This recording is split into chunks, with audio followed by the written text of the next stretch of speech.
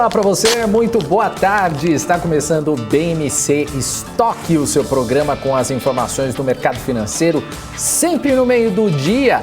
Você confere agora os destaques do programa desta quinta-feira. Banco Inter anuncia reorganização societária e as ações vão ser negociadas na Nasdaq.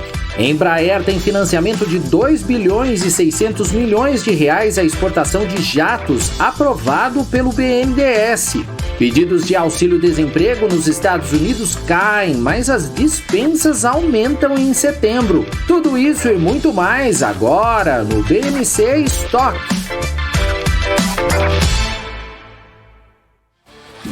Já vai deixando o seu boa tarde aqui no nosso chat, que daqui a pouco a gente dá um alô para você ao vivo, porque agora a gente começa o estoque com o boa tarde para minha companheira de bancada, Rana Beltrão. Boa tarde para você, Rana. Boa tarde, Dani. Boa tarde para todo mundo que está nos acompanhando, né, no meiozinho do dia, para saber as principais informações que estão rolando no mercado financeiro. Já vai colocando aí no chat também se você está nos acompanhando, de onde você está nos acompanhando, qual é a cidade, qual é o país, de onde você está acompanhando a nossa programação. E hoje, Dani, no programa, como você já falou mais cedo, a gente vai conversar com a Heloísa Cruz, gestora da Stoxos, e também tem os gráficos do dia com o Alex André, que sempre analisa as principais informações do Brasil e do mundo. Então vamos começar já vendo como é que está o cenário aqui no Brasil, né, Dani? É isso aí, vamos direto então, né, Rana? Vamos ver, ó, você já vê que o mapa já está atrás, a gente já vai começando então mostrando os números do mercado. O Ibovespa nesse momento sobe 0,42% aos 111.020 pontos. Então vamos ver pelo o nosso mapa do calor. Eu já separei aqui entre os negativos e os positivos para ficar mais fácil da gente ver aqui. Então eu já separei aqui que Magazine Luiza está aqui em cima com queda de 0,83%, Itaú Unibanco 0,36%, o Grupo Notre Dame Intermédica aqui menos 2,98%, Americanas S.A.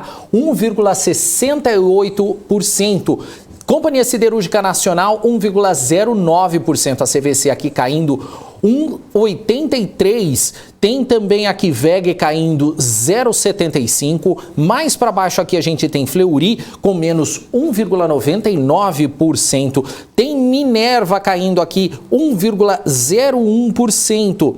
Quem mais a gente tem aqui? A gente tem Hypera, que já sumiu da minha tela. Tá aqui, ó. Não, tá aqui embaixo, ó. Menos 1,78%. Tem TOTUS caindo 0,60%. Dos negativos, vamos agora para os positivos nesse momento. Vale aqui sempre tomando boa parte da tela com mais 3,63%. Petrobras, Petri 4 aqui com 0,66%.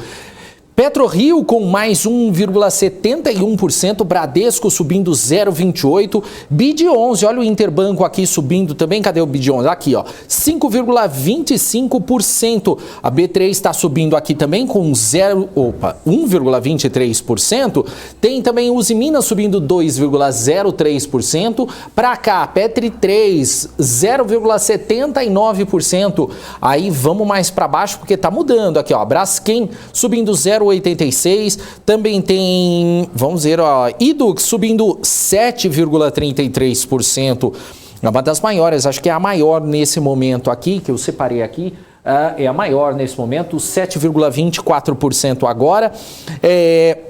Você também tem aqui, deixa eu ver, Cogna 2,88% e por aí vai. Tem bastante papel hoje subindo nesta quinta-feira. O dólar também está subindo 0,55% aos R$ 5,53. E a gente continua com os números, né, Rana?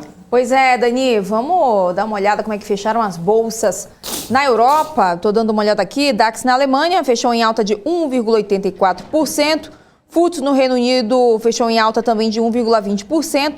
Já CAC na França teve alta de 1,65% no pregão. Quem está subindo são as bolsas também americanas. Dow Jones sobe 1,51%. S&P 500 também tem ganhos de 1,41%. E Nasdaq também sobe Nasdaq sobe 1,68%. Já o dólar, nesse momento, sobe também 0,43%, sendo comercializado a R$ 5,50. Já o petróleo Brent sobe 0,90%, sendo comercializado a $81 o barril, e o petróleo WTI sobe 0,84%, está sendo comercializado a $78 o barril.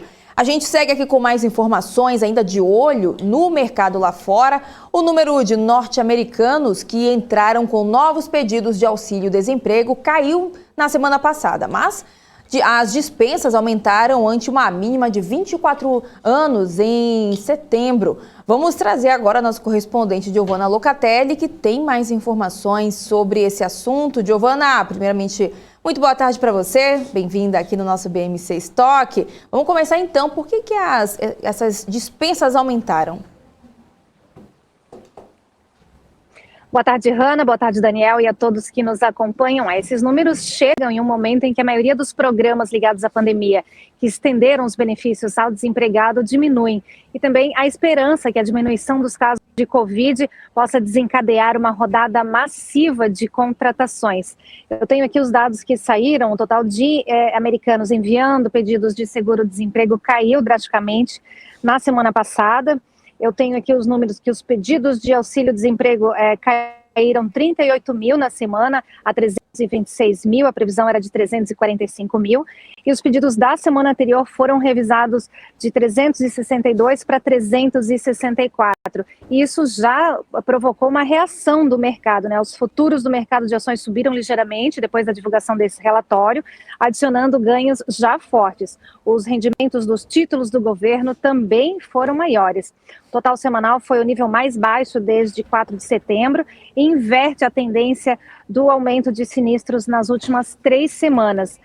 No entanto, a média móvel de 4 semanas, que suaviza essa volatilidade semanal dos números, subiu para 344 mil.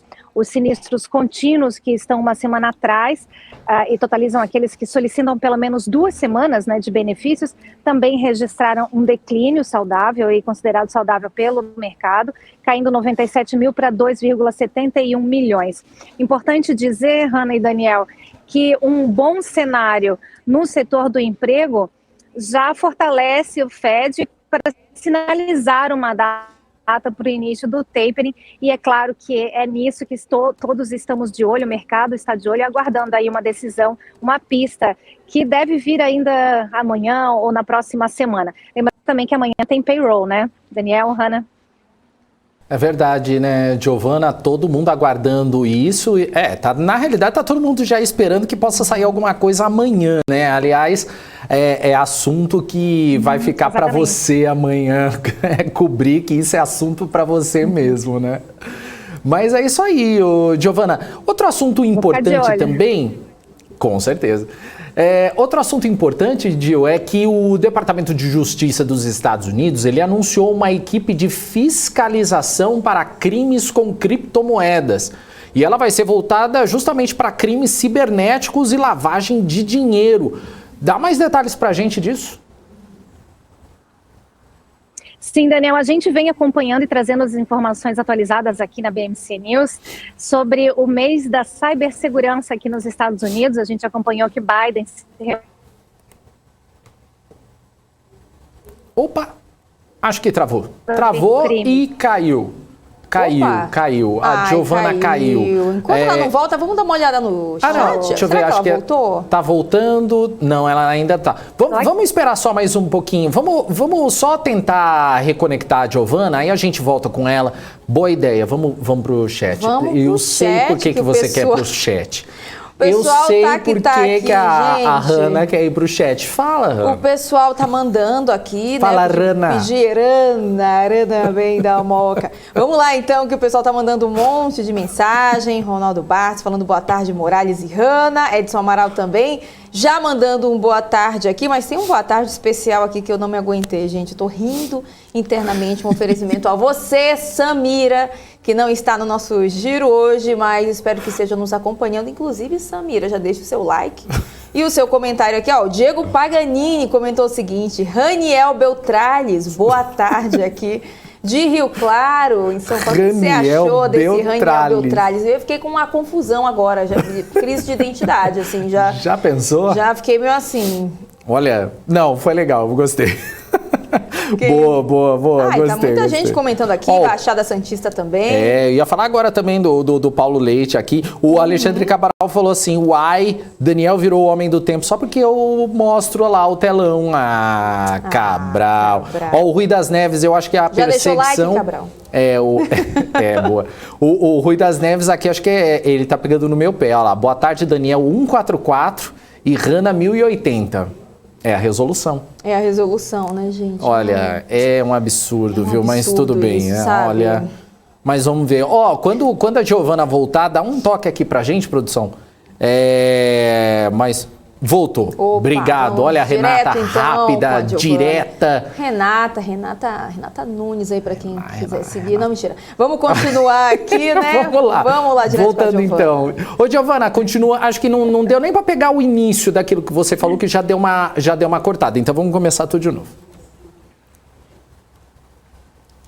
Eu acho que isso foi um ataque cibernético da concorrência, temos que ficar de olho.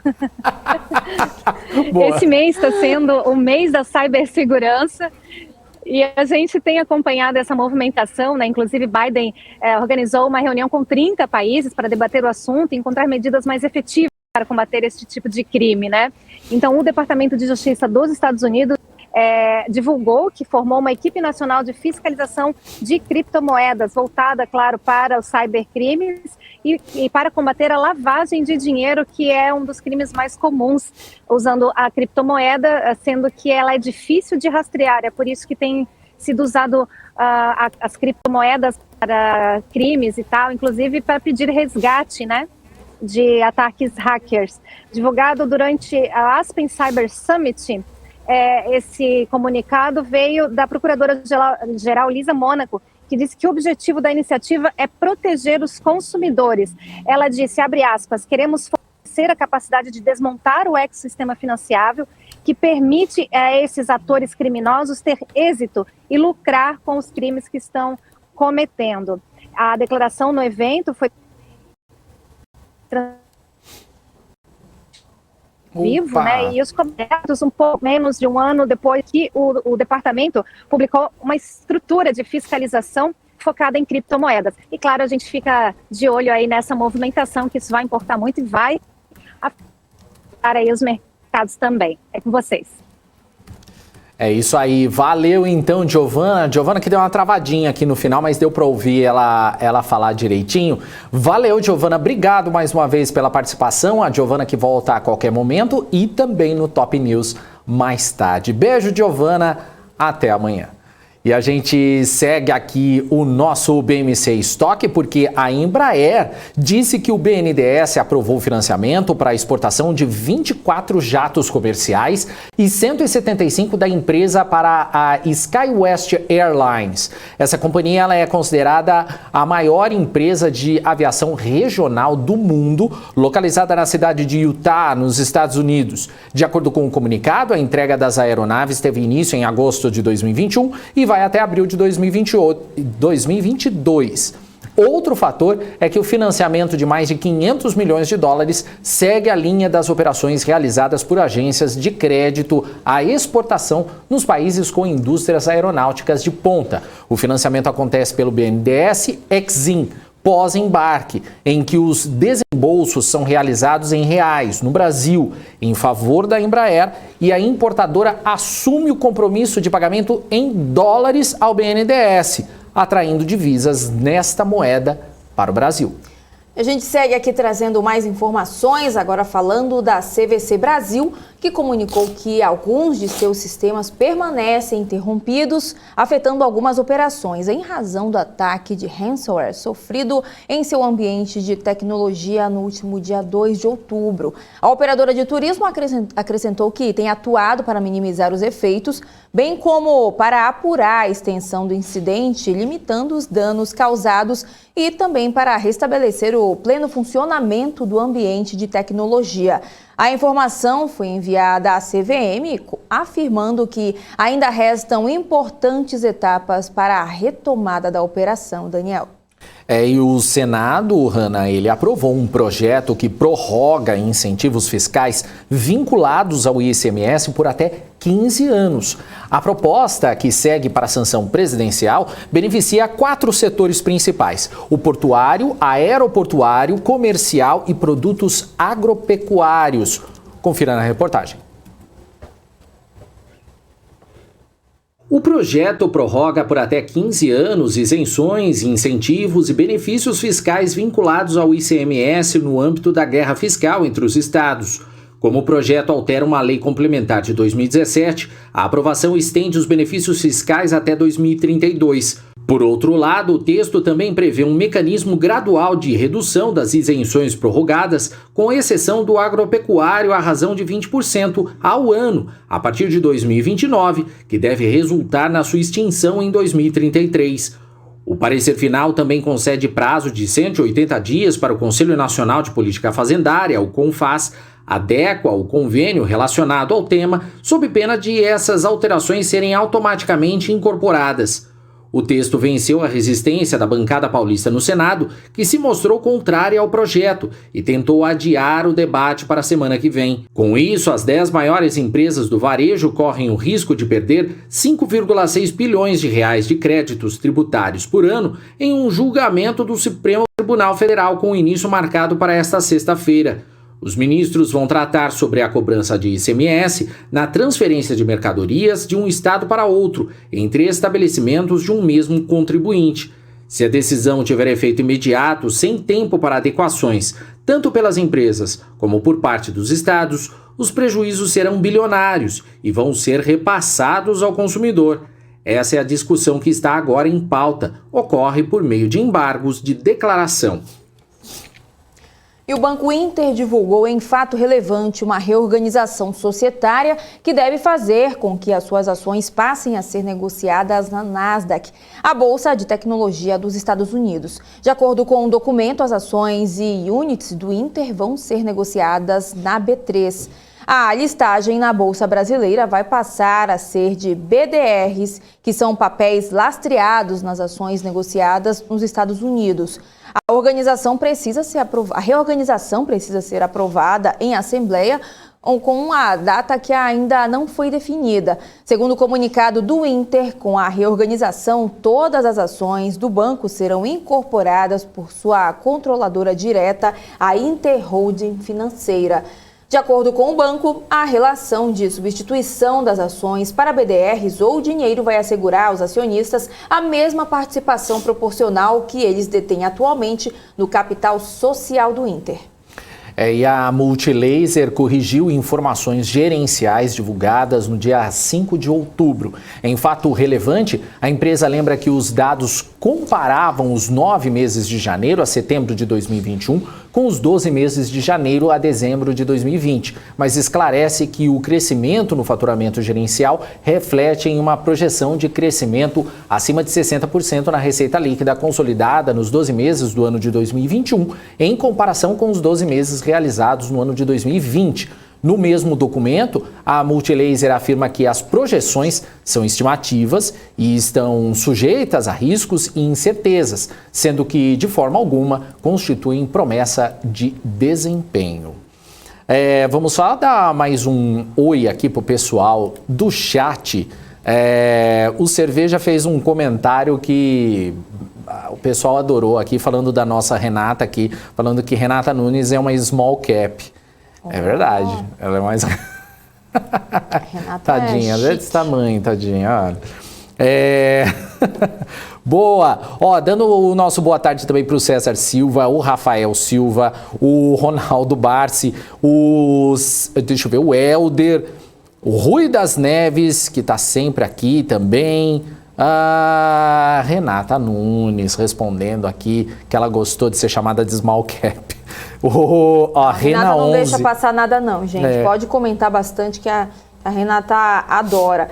Inclusive... Não, continua. Né, pois é, daqui a pouco a gente divulga aqui, né, o Instagram dos solteiros da BMC. Vamos lá, então, continuar. Pedir pro pessoal dar o like lá, colocar o joinha, né, Dani? Compartilhar a nossa programação, né? Metas altas por aqui, queremos 40 mil inscritos até o final do mês, é isso? Olha, seria bom se bater pra hoje, né? 40 mil, será que... O que a gente podia fazer? Dançar o TikTok com a Débora, será? Com o Rafa, com o Gabriel, será? Será que a gente faz essa aposta aí? Eu tô bem. Não sei não, acho que você leva jeito, hein? Não, a gente aqui na redação, que não pode mostrar aqui, né? Mas acho que a gente pode comprar uma pizza e comer ali na calçada, quem sabe? Quem sabe? Vamos ver. O Lucas Gomes mandando seu boa tarde também, o Sérgio Veloso. O Sérgio Veloso falando o seguinte, small caps são as que dão as alegrias mais intensas. Pois é, isso aí.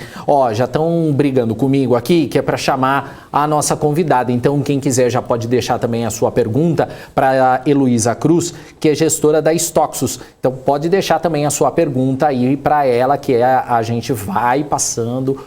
Ela fala praticamente de tudo, tem praticamente tudo aí que ela sabe falar. Seja muito bem-vinda, Heloísa. Aqui é o BMC Stock. Obrigado, boa tarde para você. Boa tarde, obrigada pelo convite. Imagina, você é sempre muito bem-vinda aqui. Heloísa, saiu no Estadão que metade dos quase 30 IPOs que estão em análise na fila não devem sair do papel em 2021. Como é que você avalia essa mudança de um mercado que estava turbinado com novas empresas na Bolsa para esse cenário de aversão aos riscos? Muitas dessas empresas que fizeram a IPO recentemente estão com preços mais baixos do que no dia da estreia na B3. Você enxerga oportunidades nessas empresas novatas? Vamos lá, são duas perguntas, né? A primeira delas é se eu enxergo oportunidade. Sim, eu enxergo. Eu acho que o mercado saudável de IPO, ele força as empresas a se listarem com desconto para o que negociam os pares delas em bolsa, até porque não é uma empresa que tem um histórico, não é uma empresa que a gente já viu como é que ela está nos momentos bons, nos momentos ruins. A gente, apesar da pandemia, muitos setores performaram muito bem, então as empresas andaram muito bem ao longo dos últimos períodos. Então, assim, muito bem em termos de resultado, né? Acho que para quem tem uma visão de longo prazo, várias vezes o price action da bolsa, ele fala muito menos do que os resultados operacionais, né? Então, você é uma operação da empresa. Então, tem várias dessas empresas que são empresas muito legais, com um histórico muito legal e bastante potencial, mas no mercado muitos investidores não conhecem. Então, elas acabaram tomando um susto, né? Os investidores acabaram tomando um susto. Se tem ao mesmo tempo um ano ruim para a Bolsa, tá? Um ano de Bolsa negativa, com muitos fundos negativos também, então está tendo sim um movimento de resgate, tá? Os resgates no mês passado foram entre 3 e 4 bilhões de reais. Então, o que está acontecendo? Muita gente com medo desses resgates já está antecipando a venda dessas empresas de menor liquidez. Então, o que está acontecendo, esse sell-off, tem muito a ver com essa queda, né? Essa queda da bolsa, e aí o cara tenta antecipar o que vai cair mais, e geralmente as empresas mais recentes, elas acabam caindo mais para não ter uma base tão sólida de acionistas. Então, acho que muitas empresas muito boas vieram e negociam muito barato. Tem muita empresa negociando a 5 vezes lucro, 4 vezes EBITDA, potencial de crescimento, tem muita coisa muito legal. Obviamente, assim, você tem um risco de mais volatilidade. E aí a pergunta que você fez antes, né? Então, o que acontece com esses IPOs, o mercado que virou? Assim, a gente está num momento que não é só o risco político normal, a gente teve uma mudança assim, política relevante. Então, bem ou mal, antigamente as eleições elas eram mais ou menos de pessoas que mais ou menos eram do mesmo grupo, e assim, então acabou que ficou muito acalorado o debate político. Obviamente, você tem um barulho que aumenta, né? O barulho se amplifica à medida que você tem vários players no mercado dando opinião para todos os lados. Então, as emoções, elas estão muito à tona. Você está vendo muita gente com muita emoção falando e discutindo, muita gente no mercado, inclusive Então, o que acontece é isso acaba fazendo mais barulho. O Brasil está saindo da pandemia numa situação de inflação, assim como o mundo todo, e a gente tem uma outra situação que é diminuir os incentivos, né? Então, todos os países do mundo deram bastante incentivo para as pessoas poderem ter o que comer, né? Então, os benefícios, e agora é o momento de falar sobre tirar. A gente está falando de um mundo com inflação, então a tendência de taxa de juros subir e a retirada de incentivos. E os mercados lá fora, que estavam muito esticados, eles acabam caindo. Só que aqui no Brasil, a bolsa não estava esticada, né? A bolsa brasileira, ela vem sofrendo bastante, assim, no relativo, talvez ela esteja até mais barata do que no auge da pandemia. E, Elo, aquela confusão das ofertas CVM 476, né, com as 11 ações que foram recentemente listadas na Bolsa e que tiveram a negociação limitada pelas corretoras, na verdade. O que aconteceu e também o que o investidor, por que o investidor não qualificado que adquiriu os papéis deve fazer, e também é melhor vender ou segurar esses papéis até eles estarem liberados? Vamos lá, o que aconteceu, tá? O investidor qualificado é um cara que tem mais do que R$1 milhão disponível para investimento. Conceitualmente, assim, o que acontece? Os investidores que são qualificados, a Bolsa entende que precisa proteger menos, porque se uma pessoa já tem R$1 milhão investido, assume-se que não necessariamente é uma verdade, mas assume-se que a pessoa tem um conhecimento mínimo. Então, o que acontece é que você tem dois caminhos para fazer uma oferta. Você tem um caminho mais burocrático, né, que é a instrução 400, e você tem um monte de documentação a mais, você tem prospecto, a 476, que a outra instituição não tem, você pode ter investidores de varejo, então você tem essa instrução, que é a instrução mais comum, e você tem uma outra que é um atalho. Então, por ser um atalho, por não ter todos os mesmos documentos, o processo é mais rápido, ela tem algumas regras. Entre essas regras, o deal só pode ser apresentado para 50 investidores, e não tem participação de pessoa física, não tem algo que eles chamam de oferta de varejo. Porque precisa ser, e para operar você precisa ser investidor qualificado, só que algumas corretoras tiraram essa trava. Então, ela simplesmente não colocou uma restrição. Teoricamente, elas deveriam tentar operar, se não é qualificado, ela deveria tentar operar e não consegue. Só que aconteceu, algumas corretoras não fizeram isso. E aí a Bolsa começou a olhar e viu que esses papéis estão muito pessoa física, e quando eles viram, eles falaram, nossa, foi isso. Eu tenho alguns desses papéis, tá? Não é só um ou dois. E aí o que aconteceu no final das contas foi isso, assim. Só que foi um erro que, tipo, meio que a culpa foi de não terem pego no começo. Então, o que eles fizeram? Por enquanto, eles criaram uma regra que se você tem essas ações, você vai poder vender, mas você já não pode mais comprar. Então, você vai conseguir, vai conseguir vender, isso é uma coisa. E outra coisa é que assim, aí está sendo discutido como é que vai resolver o problema, porque realmente, assim, não faz sentido uma empresa que já é pública, que já divulgou resultado, que tem prospecto, que fala com o mercado, não poder ser investida por um investidor menor. Eu falei, às vezes, muito mais qualificado do que um cara que tem R$1 milhão.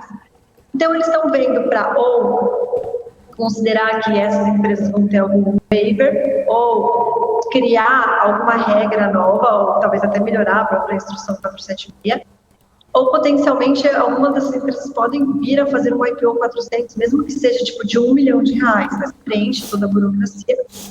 Aí vai a mercado, às vezes até já, enfim, como tomador de um papel já definido, vai a mercado só para poder se enquadrar e poder ser investido por pessoas por pessoas físicas, né, por investidores menores. Assim, só para contextualizar, existia uma regra lá na época da OGX, que empresas de PowerPoint não podem ser emitidas. E aí o preço unitário dessas ações, ele era maior do que R$1.000 em 2008, sei lá, daria uns R$2.000 e poucos hoje. Então, é mais ou menos isso que está acontecendo. Legal. Elo, o pessoal está fazendo pergunta aqui no chat também, vou repassar na medida do possível. O Diego Paganini, ele pergunta de Ambipar, assim como o Alejandro também pergunta sobre Ambipar. E a gente sabe que a Ambipar, ela estreou na Bolsa em julho do ano passado como a primeira empresa listada, deixa eu ver aqui, listada de gestão ambiental do país. Se o TP me ajudar também fica mais fácil. A empresa ela se prepara para o IPO do seu negócio de gestão de resíduos, que é a Environmental ESG Participações. Como é que essa movimentação ela pode afetar os papéis de Ambipar? Investir no ESG, participações, ele pode ser uma oportunidade para quem quer ter no portfólio uma empresa com esse DNA ESG, ou é melhor ficar com as ações de Ambipar mesmo?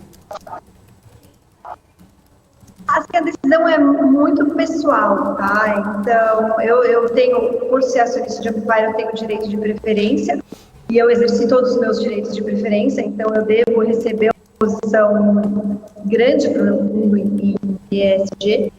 Mas, assim, as ações já estão sendo afetadas, tá? Então, o papel já veio de 70 para 40 reais, que dá uma queda relevante, um pouco por causa disso. Então, você tem duas questões aí, tá? A primeira coisa é, para cada real que você tinha lá atrás de Ambipar, você tem o direito de comprar 50 centavos na ESG. Então, se a pessoa tinha 4% do fundo e não quer ficar com 6%, ela esperou e ela vendeu as ações dela de Ambipar para comprar em ESG. Isso é uma coisa, isso ajudou a pressionar muito o papel. Mas tem alguns fundos que estão discutindo, que não gostaram da estrutura do negócio. E aí isso explica um pouco da queda também. Basicamente, eles entendem que a ação não deveria...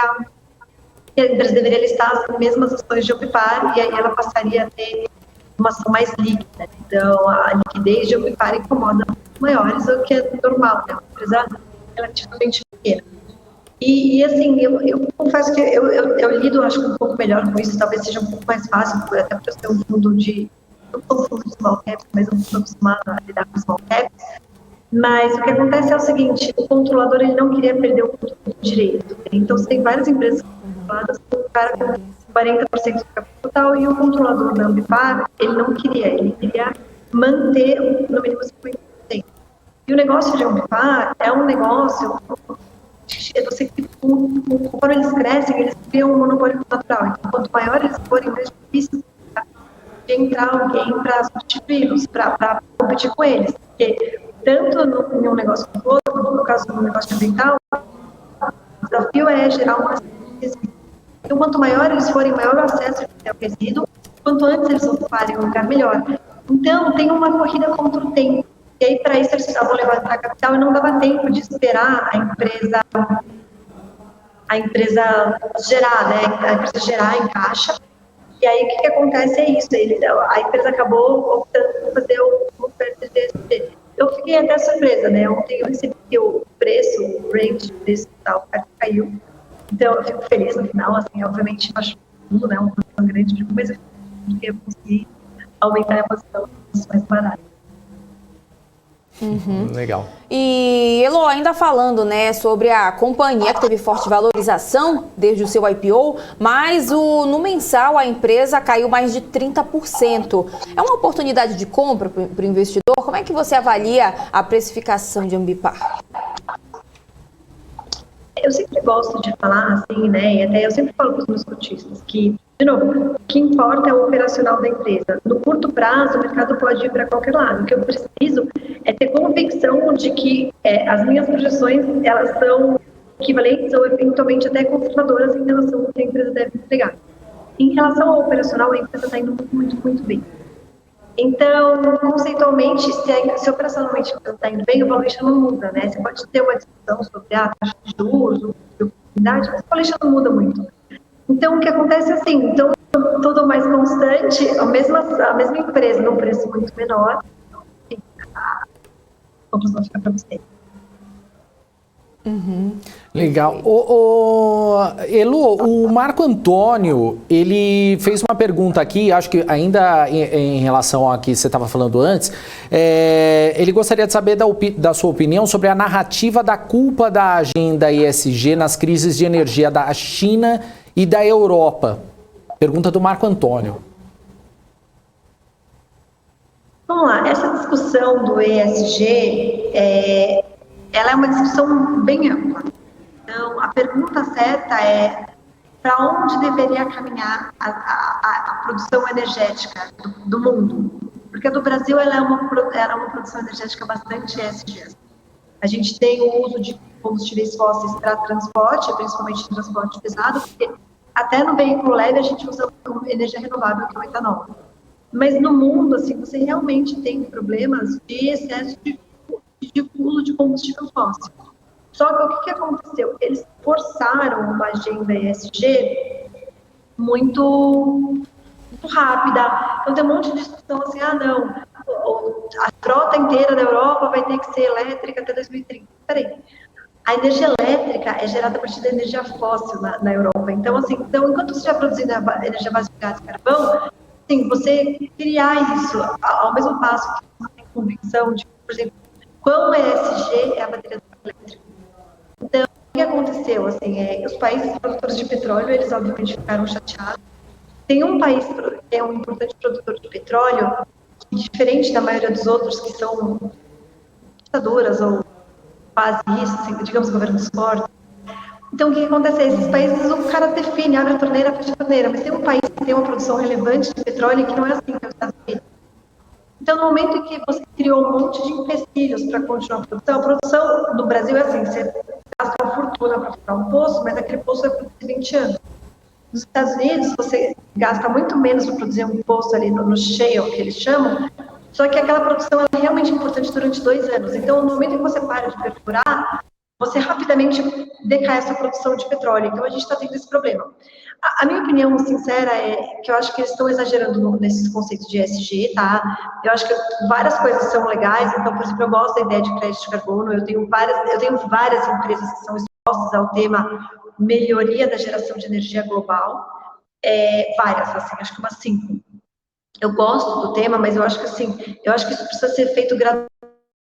Então, não através de uma agenda que, tipo, rapidamente você corta, e muito mais através de, tipo, ao longo do tempo, pode incentivar o uso de energias mais limpas.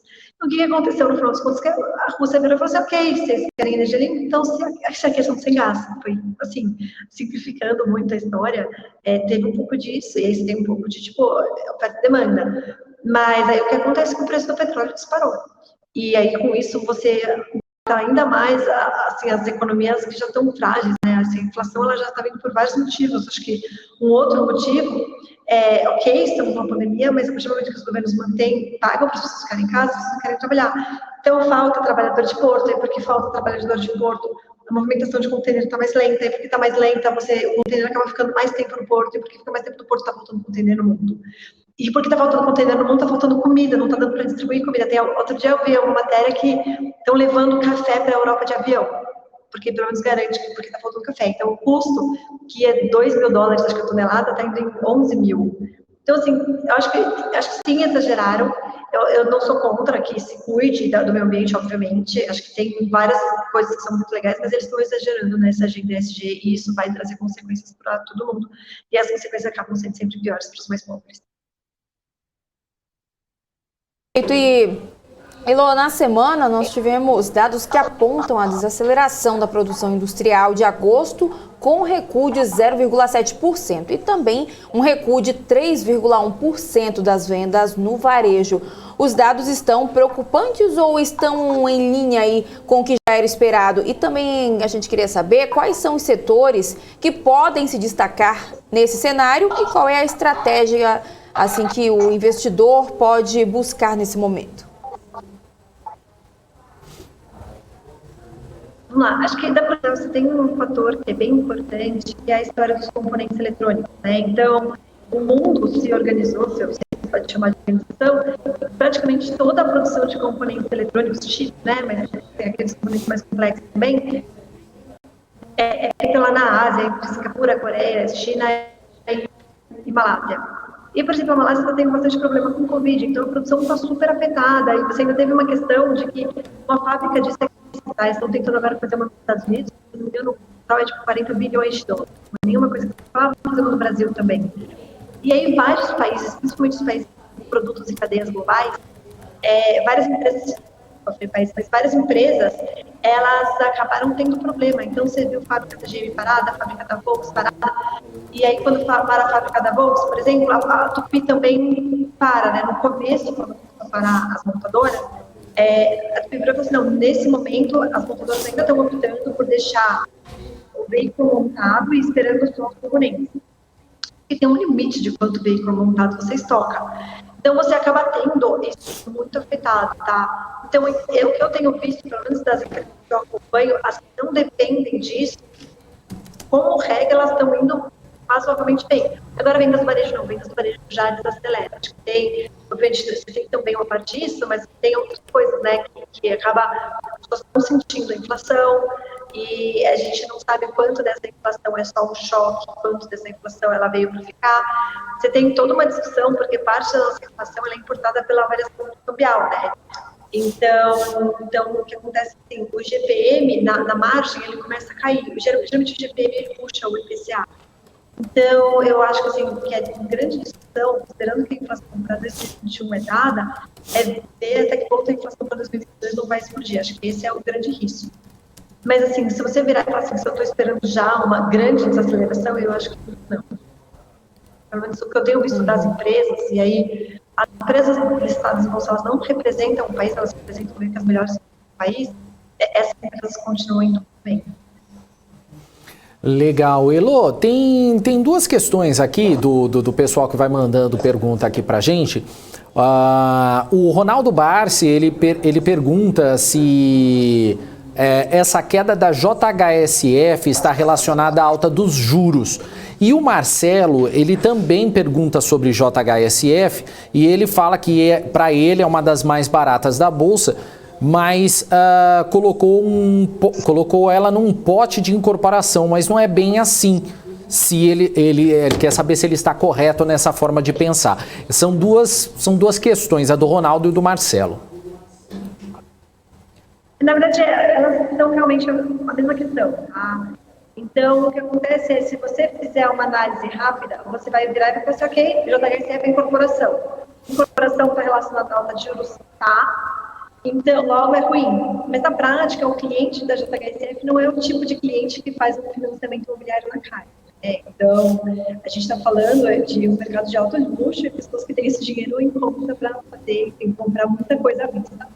Então, assim, está relacionado sim, foi uma ação que ela caiu antes, porque teve toda uma discussão de até que ponto o controlador podia fazer negócio com a empresa, e uma discussão de governança, e eu acho que já é superado, foi razoavelmente superado, mas aí a ação não se recuperou. Então, diferente de outros, ela não se recuperou e agora ela caiu. Realmente, assim, é um papel que, sob qualquer ótica que você enxergue, ela é um papel que negocia com desconto. Então, acho que a grande discussão, assim, sem ser uma discussão de governança, assim, que para mim é uma coisa que você olha e fala assim, a empresa realmente deu passos relevantes na melhora disso. Mas a grande discussão do mercado é assim, até que ela tem uma parte do negócio dela, que é o Fazenda Boa Vista, que é um mundo muito de alto custo, e até que ponto esse Fazenda Boa Vista efetivamente vai conseguir continuar vendendo tão bem. Ele vem vendendo bem, por enquanto ele continua vendendo bem, e isso faz com que o resultado da empresa esteja muito forte. E aí a discussão do mercado, assim, que eu acho que, a meu ver, eu tenho uma visão um pouquinho mais otimista do mercado, é até que ponto o Fazenda Boa Vista continua vendendo tão bem. Mas eles têm outros negócios, o shopping continua forte, o hotel continua forte, enfim, e a outra incorporação tudo bem. Legal. Heloísa, a gente gostaria de agradecer a sua participação aqui no BMC Stock. Eu gostaria que você deixasse também a sua mensagem final aí para os nossos investidores. Não, obrigada. Eu sempre gosto muito de estar aqui, obrigada pelo convite. Acho que o mensagem final é que hoje a gente esse patamar de bolsa, eu acho que quem é você enquanto investidor vai definir muito para que lado você vai. A expectativa é, a gente já entrou em ano eleitoral, então, entre aspas, né, porque não entramos ainda, mas a gente já entrou na disputa eleitoral. Então, já vai ter muita volatilidade. Para quem tem investidor pessoa física, que tem um dinheiro que não vai precisar a curto e médio prazo, os valuations, as ações estão razoavelmente baratas. Se é que não dá para ficar mais barata, mentira. Mas em termos de valuations, elas talvez estejam mais baratas do que quando a bolsa capotou lá no auge da pandemia, porque a gente tinha muito mais incerteza lá do que a gente tem hoje. Obviamente, né, se você vai precisar do seu dinheiro, enfim, a gente está num cenário que está bem difícil no mercado, assim, está tendo resgate. Então, assim, o fato delas estarem razoavelmente baratas não quer dizer que as empresas não podem cair mais, tá? Então, de novo, assim, se você está olhando e está comprando ou já está comprado, entenda a operação da sua empresa como é que está. Se a operação estiver rodando bem, é uma questão de tempo que o mercado precifique. Legal. Heloísa, mais uma vez, muito obrigado aqui e até a próxima. Obrigada, até a próxima. Até. Bom, a gente acabou de conversar então com a Heloísa Cruz, gestora da Stoxos. Só também deixar um pouquinho o pessoal, repassar algumas informações pro pessoal que estava reclamando. O áudio estava um pouquinho ruim mesmo, a gente percebeu. Como disse, a gente ainda, a Paula já falou uma vez, a gente fala novamente, ainda é uma empresa nova, é uma emissora nova, a gente está corrigindo alguns defeitos, pode acontecer algum erro, alguma situação e a gente vai corrigindo aos poucos. Mas o que vale também é a informação, a gente está trazendo informação para vocês, trazendo pessoas importantes, dando espaço para elas ajudarem, principalmente nos investimentos. Então a gente vai ter, infelizmente, alguns problemas de vez em quando, mas a gente tenta corrigir na maioria do tempo. Então algumas coisas acabam vazando, sons, então algumas questões aqui são até repetitivas, mas enfim, a gente tenta resolver na medida do possível. Certo, Hanna? É isso aí, a gente segue então com o nosso BMC Stock, com muita informação. Agora vamos às análises gráficas do Alex André, que já está aqui no estúdio. Hoje ele traz 10 novos gráficos ao vivo pra gente. Boa tarde, Alex. Boa tarde, Hanna. Muito boa tarde, Daniel. Boa tarde a todo mundo que acompanha o BMC Stock. É isso mesmo, Hanna e Daniel. Sempre os 10 principais gráficos do dia para você, o investidor, entender o que está acontecendo no mundo todo, apesar não é só Brasil, ou seja, mesmo você investindo aqui no Brasil, você precisa entender o que está acontecendo no mundo todo, na Europa, na China, nos Estados Unidos.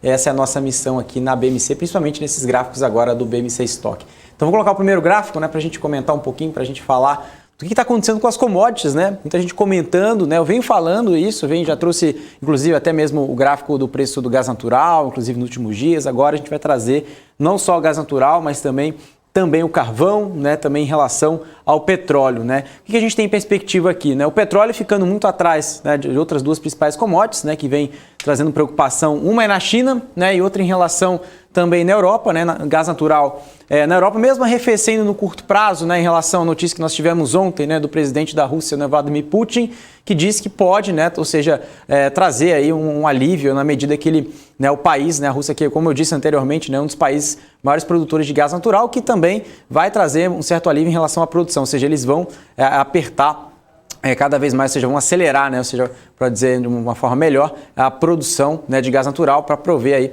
a Europa. Isso traz um alívio do preço, porque isso traz um principal ponto de inflação à medida que o inverno europeu está chegando no final do ano. Isso traz um certo nível de preocupação à medida que o preço do gás natural, que é usado para aquecer as casas das pessoas, a população europeia, preocupa no curto prazo, então uma leitura de inflação muito grande por lá. Também nos Estados Unidos, também ao longo do mundo inteiro, Brasil principalmente, que é muito dependente também em relação à exportação de commodities. Petróleo como um todo também temos essa relação, mas também tem um ponto em relação ao OPEP, que teve essa última discussão de produção de 400 mil barris, desse aumento adicional. Trouxe um alívio para o preço, inclusive a gente viu esse preço até bater acima de $82. É um ponto até positivo em relação para quem investe tanto em Petrobras, PetroRio e outras companhias do setor, mas é ruim referente à inflação. Um ponto muito ruim referente à economia, que pressiona cada vez mais os preços de forma geral. Então o que a gente consegue observar também, essa linha azul, é o carvão, que também a China, apesar de ter todo esse discurso de ESG, de troca de matriz energética, por energia mais saudável, mais saudável, uma energia mais limpa, como pode dizer, agora a China ela continua persistindo. A gente trouxe até alguns gráficos do JP Morgan, do Goldman Sachs, que traz um embasamento técnico, que a China ainda continua, mesmo com essa retórica de trocar sua matriz energética ao longo dos últimos anos, mesmo assim ela continua investindo em carvão à medida que a base das commodities por lá, principalmente minério de ferro, tem impressionado de uma forma muito relevante e o carvão faz parte de toda essa cadeia produtiva. Tá? Então esse gráfico explica muito bem o que está acontecendo no mundo todo, inclusive aqui no Brasil. Bom, agora no próximo gráfico, né, porque a gente vai falar um dado bem interessante. Eu já trouxe esse gráfico anteriormente, não esse gráfico, né, um gráfico parecido, né, de uma outra casa, que também fez um estudo parecido com esse, né? O que esse gráfico simboliza? Né, todas as menções referentes à inflação na transcrição de resultados, né, em relação, né, tanto o segundo trimestre, né, desse ano, eles fizeram toda essa pesquisa, né, ou seja, eles pegaram ali tudo que tiver escrito inflação, né, nos conference calls, nas transcrições dos conference calls das companhias americanas, eles coletaram, né, cada vez mais que foram, né, mencionada essa palavra e trouxe uma pesquisa, ou seja, trouxe toda uma leitura como essa palavra inflação está sendo cada vez mais discutida, né, dentro das companhias. E o que a gente consegue observar é que cada vez mais, né, referente, né, aos últimos conference calls agora realizados, né, no primeiro e no segundo quarter, né, no primeiro e segundo trimestre, tem acelerado essa discussão, essa preocupação de curto prazo. Né? Quando eu falo preocupação de curto prazo, eles estão discutindo se a inflação vai ser realmente temporária, como alguns grandes agentes do mercado comentam, ou até mesmo pode persistir um pouco mais no médio prazo. Tá? Então, isso traz um tom de preocupação à medida que, em relação, né, ou seja, da palavra inflação, está sendo aí nos maiores índices, né, em torno ali de 2 décadas, né, ou seja, nunca se falaram tanto sobre inflação dentro das companhias, dentro dos conference calls. Tá? Esse dado é desde os anos 2000, tá? 2000, 2004, depois temos o 2005 a 2009, depois 2010, 2014, 2015 a 2019, e aqui temos essa janela de 2020 a 2024, que é a expectativa, né, que o mercado espera-se aí cada vez mais também tem essa preocupação com a inflação por lá, e as companhias, né, falando isso para o mercado, ou seja, trazendo essa preocupação e esse gráfico subindo aí, ou seja, na máxima histórica. Tá? Então esse gráfico é muito interessante para a gente entender a preocupação não só dos investidores, né, que a gente está conversando aqui no BMC Stock com vocês, mas também ao mesmo tempo do outro lado, né, a parte das companhias. Agora nesse gráfico de novo, né, a gente vai continuar falando em relação, né, ao shipping, né, ou seja, o preço do frete marítimo por lá, né, que não para de subir. Né, a gente tem aqui algumas rotas muito conhecidas, né, Roterdã, Nova York, Xangai, Roterdã e também Xangai e também para os Estados Unidos. Então a gente consegue observar, né, para Los Angeles. Né, então a gente consegue observar aqui que Estados Unidos como um todo, né, ou seja, tanto na Ásia, né, ou seja, tanto na Europa, o frete marítimo tem aí, né, o preço do frete marítimo tem subido de uma forma muito vertiginosa. Isso preocupa muito na relação da cadeia de suprimentos. Tá? Eu venho repetindo isso, parece repetitivo, né? A gente vem comentando aqui nos últimos dias, mas vale a pena ressaltar, né, que cada vez mais que o frete marítimo suba, né, as commodities subam, né, a economia tem os economistas, né, os analistas colocam em perspectiva essa grande preocupação referente à estagflação, ou seja, o baixo crescimento econômico aliado à alta inflação, que esse é um dos principais pontos, né, quando a gente pega aqui a cadeia de suprimentos, né, tem um fator muito determinante. Em medida, tem até saiu uma matéria recentemente, né, que comenta que alguns produtores de café aqui no Brasil estão, né, expedindo, né, estão mandando café para a Europa de avião. Tá? O custo é muito maior, em torno de 500 vezes, né, a mais do que mandar para um navio, mas não tem, né, ou seja, não tem container, não tem navio para fazer essa rota, ou seja, está uma desordem muito grande referente a essa cadeia de suprimentos e alguns produtores recorrem, né, inclusive, né, ao transporte por avião, né, isso também traz uma relação à pressão de custo muito maior, tem que repassar esse preço, né, os produtores aqui do Brasil também têm essa dificuldade, não só de café, mas também de todas as commodities aqui que a gente vem acompanhando, tá? Então isso é uma curiosidade aí para todo mundo. Bom, agora a gente vai falar um pouquinho, vai mudar um pouco desse assunto de inflação, né? Claro que é uma das principais preocupações, inclusive alguns analistas, economistas vêm dizendo que a inflação é mais preocupante até mesmo que o Covid, à medida que o Covid tem melhorado aí na margem no mundo todo, em referente a óbitos e também internações e também a novos casos. Então agora eles vêm trocando as preocupações, vêm colocando a inflação como principal ponto. Mas esse gráfico aqui a gente vai falar sobre as empresas cíclicas versus as empresas defensivas, como se fosse um long short, né? Ou seja, as empresas cíclicas versus as defensivas, no preço relativo, claro, e comparando, né, com o IPS relativo, ou seja, o lucro por ação das companhias de forma relativa. O que a gente consegue observar? Que sempre o lucro acompanha o preço das ações. Eu venho falando isso ao longo dos últimos dias aqui no BMC Stock. O que está acontecendo agora, né, principalmente de abril para frente, né, de abril até agora em setembro, né, que em relação essa linha azul, né, o IPS, ou seja, o lucro das companhias vem crescendo quando a gente compara com as empresas defensivas, ou seja, as empresas cíclicas. Quando a gente vem falando de commodities, né, também logo atrás, elas vêm também nos melhores momentos, né, ou seja, vem expandindo seus ganhos. Mas o preço das ações, né, europeias, as ações cíclicas europeias, não tem acompanhado esse movimento. A gente está vendo aqui um movimento flat. o que os analistas colocam em relatório, né, quando, né, os analistas do JP Morgan, né, esse gráfico aqui é do JP Morgan, e eles colocam uma pergunta, né, quando esse gap vai fechar à medida que, historicamente, quando a gente pega uma janela muito maior, essa janela aqui é somente de 2021, mas a gente pegar um gráfico dos últimos 10, 15, 20 anos, a gente vai entender muito melhor nessa leitura desse gráfico, né? Ou seja, os lucros acompanham, né, na média, né? Ou seja, ao longo do tempo, quando a gente tem uma amostragem maior, o preço relativo, né, quando a gente pega nesse basket, né? Ou seja, as empresas defensivas, empresas cíclicas, e aqui a gente está falando de empresas cíclicas versus empresas defensivas, tá? Então, o que os analistas colocam em relatório, que esse gap pode se fechar, né, ao longo do tempo, se a relação de inflação, né, ficar aí de uma forma mais arrefecida, se a economia também apresentar sinais de melhora, tudo isso também pode trazer impactos positivos para as ações europeias, tá? Bom, agora nesse gráfico aqui a gente vai trazer, né, um pouco mais em relação, principalmente, né, quando a gente fala em relação da China, né, ou seja, o que está acontecendo em relação aos bonds, né, ou seja, os títulos da dívida chinesa, né, quando a gente fala aqui não só do governo, mas das companhias, a gente fala aqui dos high yields, né, ou seja, de títulos, né, que tem um maior risco. A gente fala tanto do setor de incorporação, da Evergrande, que também está logo aqui, né, incluindo o Evergrande, também outras companhias do setor, que também tem essa preocupação com o default, né, ou seja, o não pagamento da dívida. Então esse gráfico ele retrata muito bem isso, ou seja, a gente retrata aqui principalmente em relação nessa preocupação, né, de um possível default, ou seja, o não pagamento da dívida chinesa. Então, se a gente incluir aqui Evergrande e outras companhias, a gente chega, né, tem uma perspectiva, né, ou seja, um forecast aqui de 14,7%, né, incluindo Evergrande, tirando Evergrande, né, para esse ano tem uma perspectiva muito menor de 4,9%. A gente consegue entender que a Evergrande, né, tem um impacto muito grande no mercado, né, a gente está falando mais de 300 bilhões de dólares, então colocando ela na conta a gente consegue entender que distorce muito essa perspectiva. Year to date, né, ou seja, até agora a gente está com esse indicador de 5,7%, tá? A gente está pegando aqui bonds high yields em dólar, tá? Então isso que a gente consegue colocar nesse gráfico.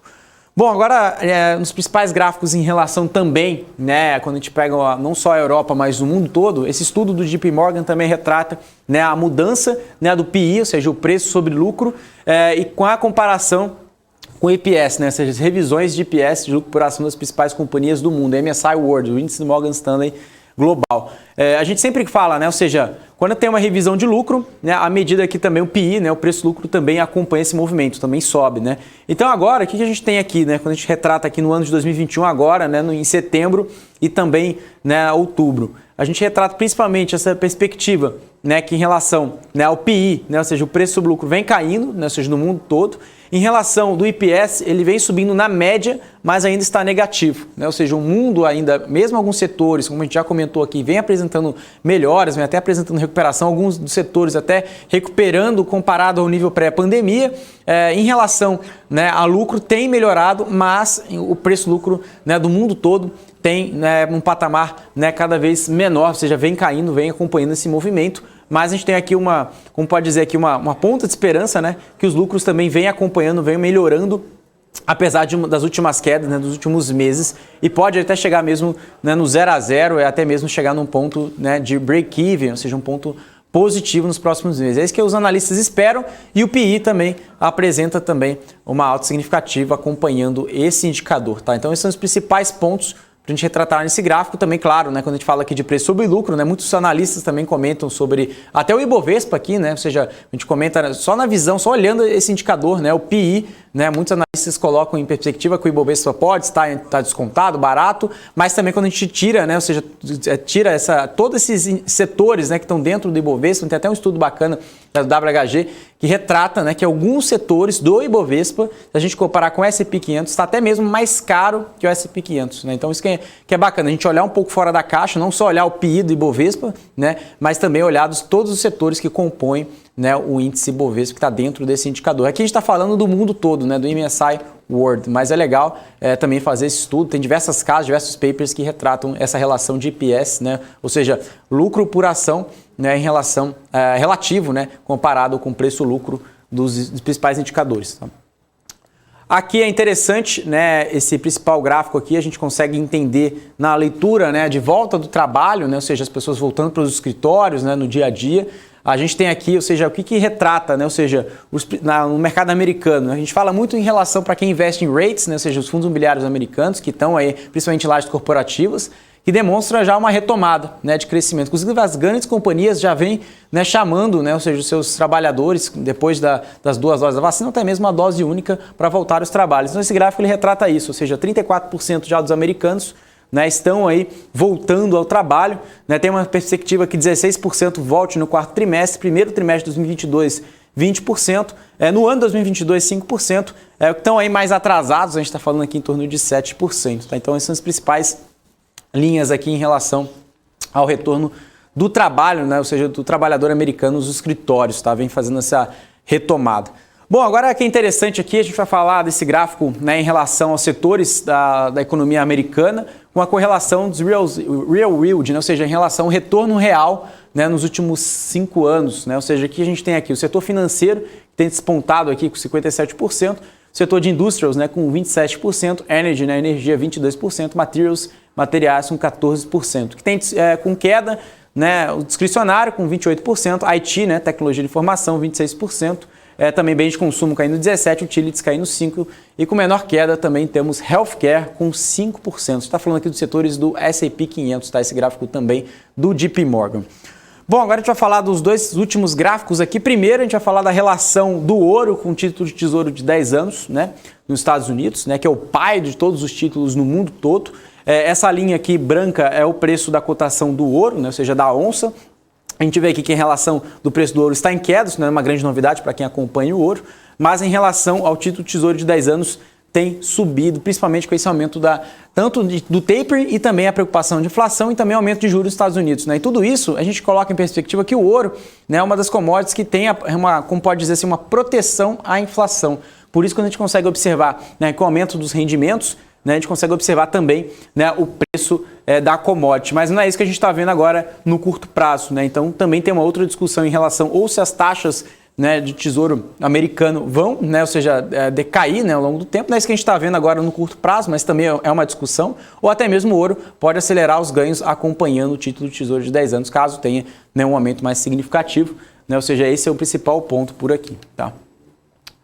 Agora a gente vai comentar também o ouro com relação também, né, do balanço dos bancos centrais, né, quando a gente fala principalmente dos Estados Unidos, quando a gente fala desse balanço do Fed, é uma discussão muito grande do shutdown, né, que pode ter uma possível parada, um calote da dívida.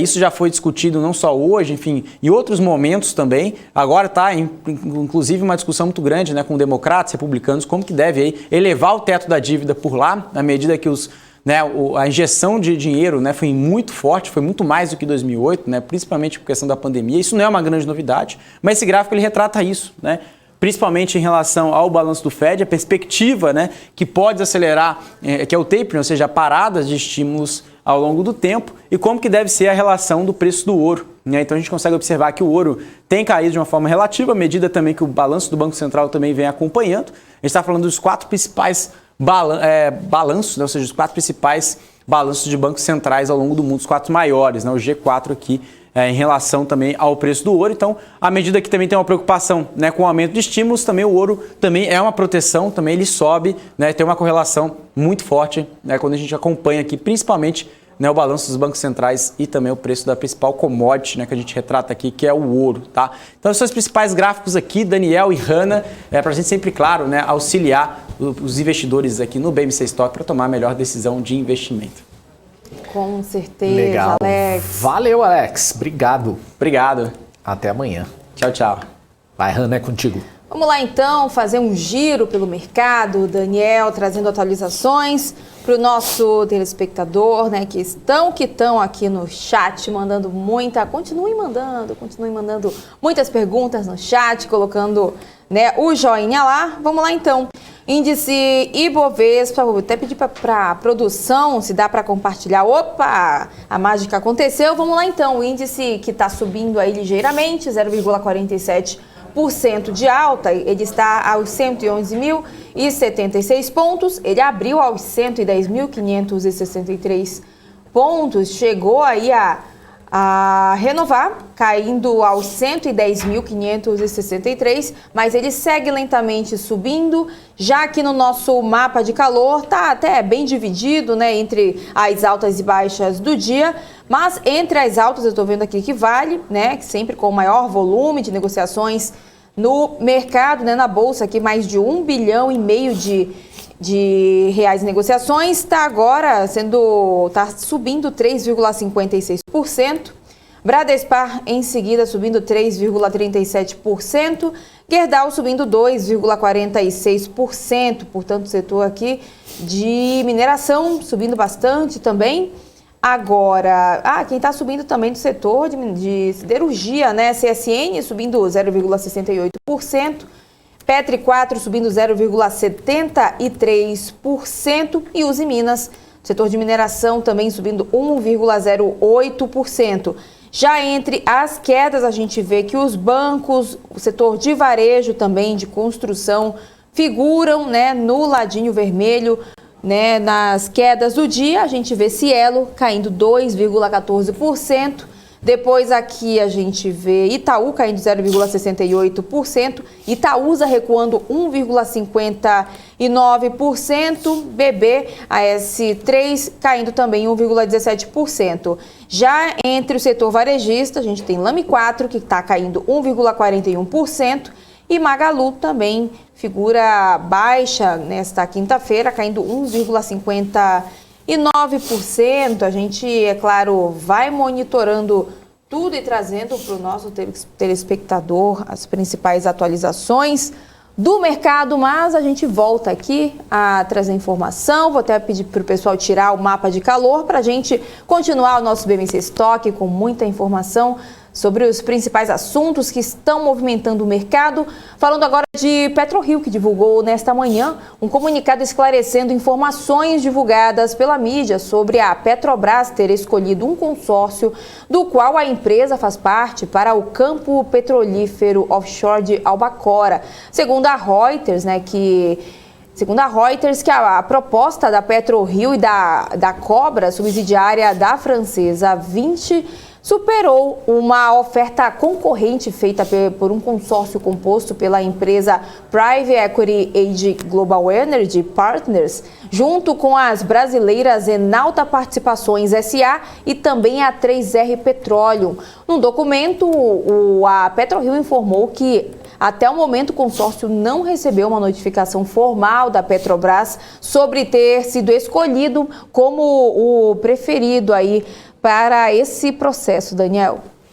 Legal, Hanna. Antes de passar outra informação, eu tenho uma informação que saiu no nosso portal bmcnews.com.br de algo que a gente já tinha começado a dar hoje de manhã no BMC Pre-Market, que o Brasil negociou apenas 5 dos 92 blocos exploratórios de óleo e gás ofertados na 17ª rodada de licitações, que começou hoje pela manhã. O menor número de ativos arrematados em um leilão sob regime de concessão no país, em um certame marcado por grande risco exploratório e impactos da pandemia de Covid-19.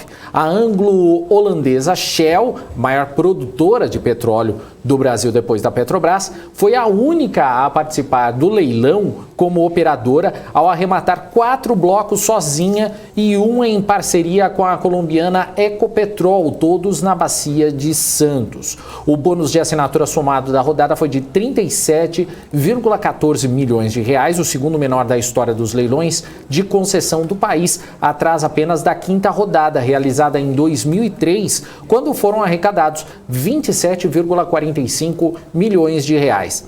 A rodada também ofertou blocos nas bacias de Campos, Pelotas e Potiguar e teve apenas 9 empresas inscritas, o menor número já registrado para um leilão de concessão no país. Algumas áreas da licitação elas ficam próximas a regiões ambientalmente sensíveis, como o Atol das Rocas e Fernando de Noronha.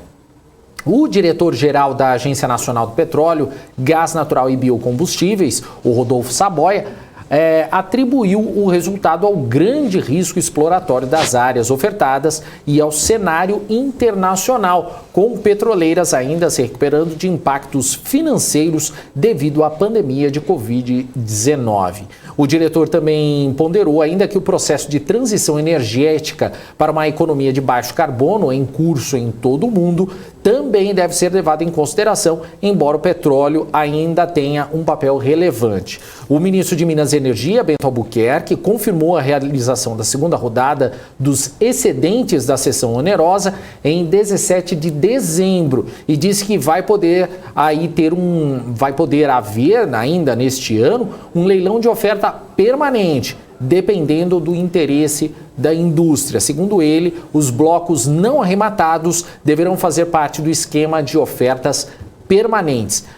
O ministro destacou ainda que o país vem trabalhando para aumentar a atratividade de investimentos nas áreas de petróleo e gás, incluindo melhorias no processo de obtenção de licenças ambientais. A matéria é comprida, tem bastante informação e você confere no nosso portal. É só acessar lá bmcnews.com.br. Bom, a gente continua aqui com outras informações que a Ser Educacional teve uma captação total de pouco mais de 53 mil alunos no terceiro trimestre de 2021, o que representa um aumento de 29,4% quando comparado ao terceiro trimestre do ano passado, de acordo com o levantamento divulgado pela empresa. A captação de graduação presencial totalizou 24,1 mil alunos, o que é uma alta de 31,9% em relação ao mesmo período do ano passado. Segundo a Ser Educacional, o aumento é resultado da ampla aceitação da Ubíqua, a metodologia acadêmica da companhia lançada em 2021, além do avanço da vacinação contra a Covid-19, que possibilitou aí a retomada gradual das atividades presenciais por parte dos governos estaduais. A base de alunos de ensino digital superou 100 mil alunos e atingiu 103,5 mil. A empresa informou ainda que o resultado é fruto da maturação do novo modelo de oferta de ensino de graduação e pós-graduação digital, que foi introduzido a partir do terceiro trimestre de 2020. Já em relação à taxa de evasão de graduação híbrida, houve uma redução de 4,4 pontos percentuais, ficando em 12,5% no terceiro trimestre deste ano, contra 17% no terceiro trimestre do ano passado. Hanna. E a Gol, Daniel, espera realizar 425 voos diários em outubro, o que significa um crescimento de 15% ante o mesmo mês do ano passado. A companhia aérea disse que a previsão é o indicativo de que o avanço no combate à pandemia deve se refletir em suas operações.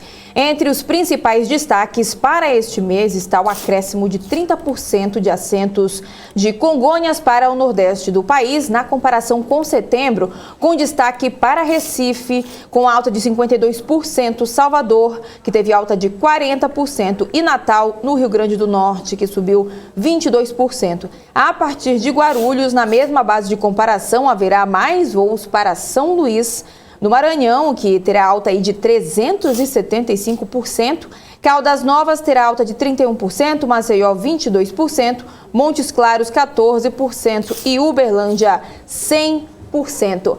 E ainda falando, sobre o setor aéreo, o setor elevou a estimativa das perdas com a pandemia para 200 bilhões de dólares. Mesmo com o impulso da retomada das atividades, o prejuízo líquido das companhias aéreas deve atingir os quase 52 bilhões de dólares neste ano, acima aí dos 47 bilhões projetados pela estimativa feita pela IATA, a Associação Internacional de Transportes Aéreos. Confira os detalhes na reportagem.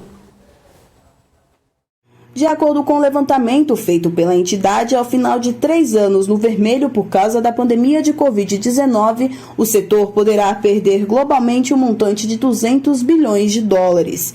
Em 2020, as perdas também subiram, passando de 126 bilhões e 400 milhões de dólares para 137 bilhões e 700 milhões. Para 2022, as perdas devem se reduzir, mas ainda ocorrer, 11 bilhões e 600 milhões de dólares.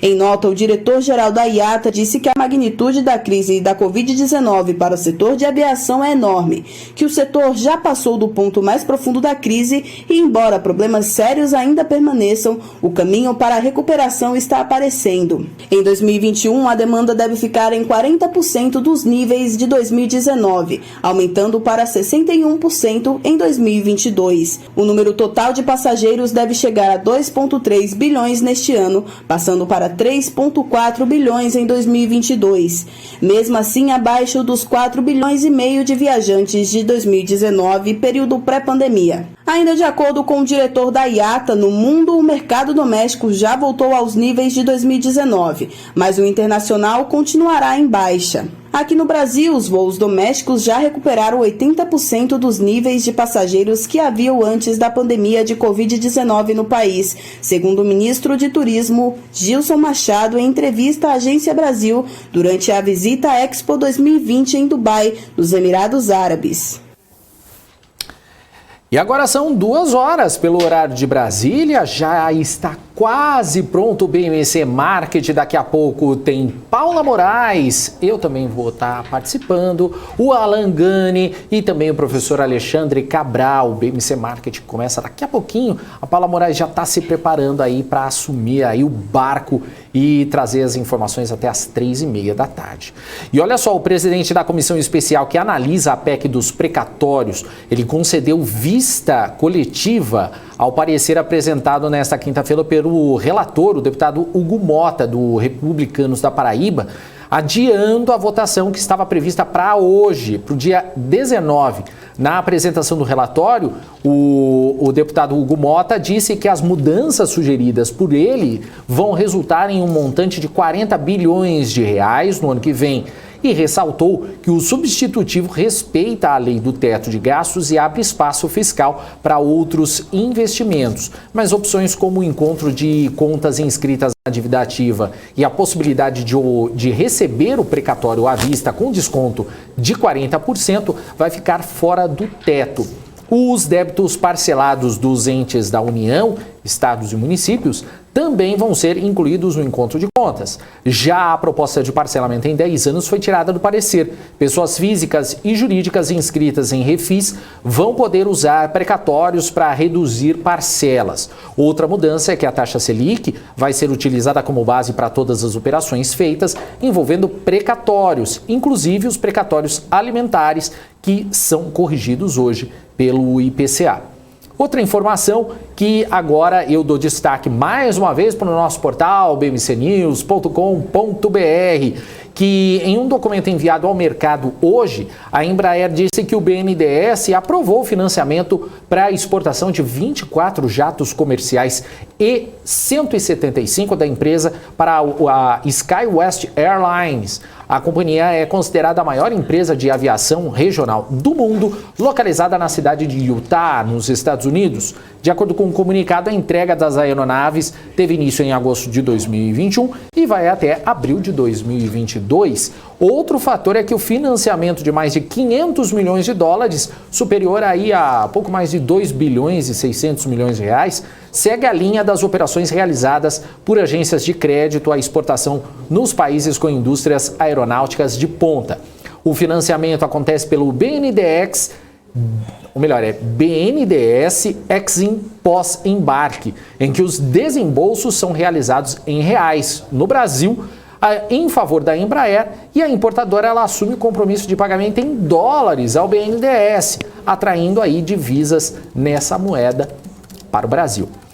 E antes da gente encerrar aqui, Hanna, será que a gente consegue dar um último giro pelo mercado, por esse Com mapa? certeza, seu pedido é uma ordem. Vamos lá, Daniel, vamos lá, Dani, dar uma passadinha pelo mercado, pedir mais uma vez para nossa produção maravilhosa compartilhar. Olha só, tá na tela aí. Então, vamos lá. Ibovespa está subindo aí ligeiramente, engatinhando nessa quinta-feira, subindo 0,54%, está aos 111.152 pontos. Lembrando que o índice abriu aos 110.563 pontos, renovou a mínima de 110.563 pontos e lentamente está subindo, recuperando aí os 111 mil, vai subindo o índice então. E aqui no nosso mapa de calor do Profit Pro da Nelogica, a gente consegue ver que está tudo meio dividido, né? Os setores bem divididos entre altas e baixas no pregão de hoje, com destaque aqui para a maior alta do dia até o momento, para a Vale, que tem mais de 1 bilhão de reais aí, quase 2 bilhões em negociação, que está subindo então 3,18%. Bradespar também sobe 3,2%, Gerdau sobe 2,12%. Quem mais está subindo? Petri 4 subindo 0,80% e Minas subindo 0,63%. Já a Embraer, né, do setor aéreo, setor de aviação de viagens, né, subindo 2,78%.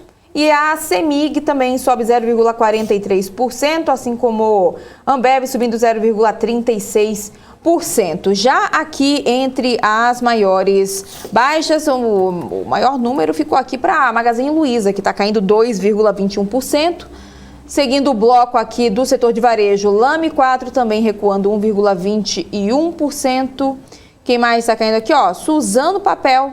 Também setor de papel celulose caindo, opa, sempre some aqui quando o Daniel me pede para olhar, o papel some da minha vista aqui, agora a culpa é do Daniel. Então vamos lá, Shein Suzano Papel está caindo aqui do 1,29%, assim como os bancos também estão caindo. Itaúsa caindo 1,67%, Cielo não, Cirela. Cielo, gente, ó, confusão, aqui é Cirela, tá uma do lado do outro. Cielo caindo também. Nem Raniel, é né? que nem Raniel, né? Juntou Cielo ali e Cielo e Cirela. Ah, fiquei confusa agora. Então vamos lá. Cielo, Daniel, não me confunde aqui, pelo amor de Deus. Cielo caindo 1,28%, Itaú caindo 0,72%. Banco do Brasil também recuando, caindo 0,28%. Eu falei agora do setor de construção, né? Agora sim, Cirela caindo 1,26% e MRV também caindo 0,51%. A gente acabou de entrar aqui entre as quedas, Lojas Renner, deixa eu só colocar minha setinha aqui, ó, caindo 0,04%, está começando aí a figurar entre as maiores baixas do dia. A gente sabe que o mercado, a volatilidade é muito alta, tudo pode mudar aí ao longo de todo o pregão de hoje. O investidor, é claro, tem que ficar de olho onde, Daniel? Aqui na BMC News, né, para ficar muito bem informado.